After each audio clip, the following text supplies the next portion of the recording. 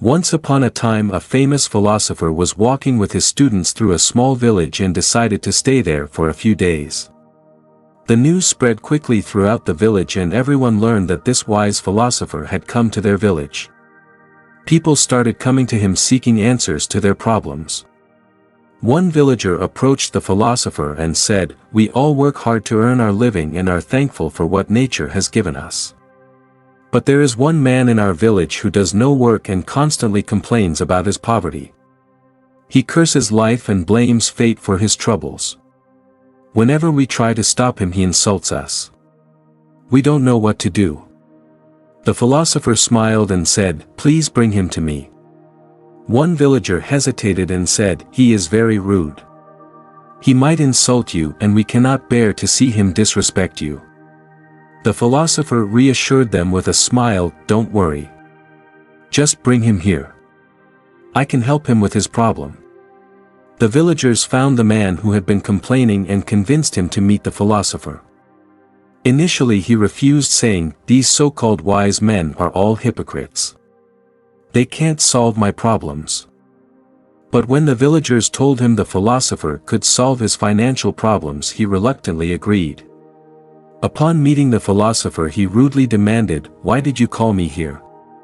Do you want to tell me to stop cursing life? Why should I? Fate gave me a useless body but no money. If you can't solve my money problems, then leave." The philosopher smiled calmly and replied, "My friend, I'm not asking you to believe in fate or to stop cursing it. A person's happiness or sorrow is caused by their own actions. If you work hard, your financial problems can be resolved." The man was enraged and shouted, "I don't need your advice. I only came here for money. Can you solve my problem or not?" The philosopher remained composed and said, "I don't have money, but I know a king who can give you plenty of gold. However, you'll need to offer him something in return." The man asked, "What can I give? I have nothing to offer." The philosopher explained, "The king's son was born blind. The royal physician said they could restore his sight with the eyes of a living person.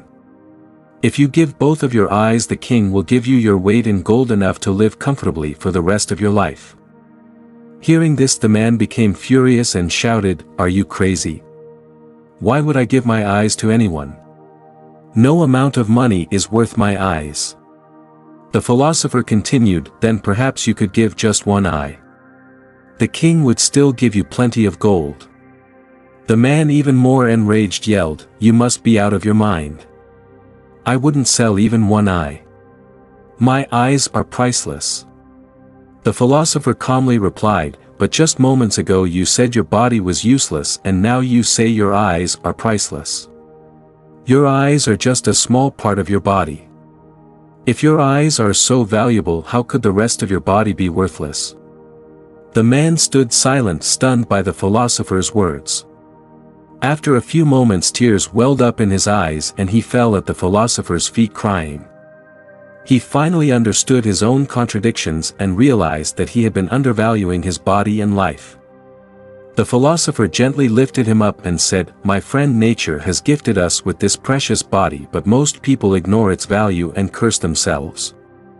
A few moments ago you thought your body was useless, but now you realize it's priceless." Many people in their frustration with life forget the true value of their body and existence.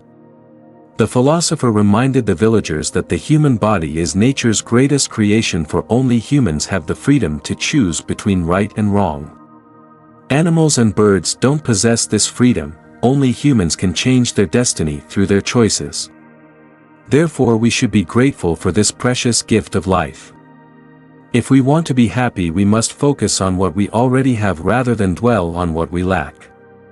In the end, it is up to each person whether they choose to appreciate life and be happy, or to remain dissatisfied by focusing on what they don't have.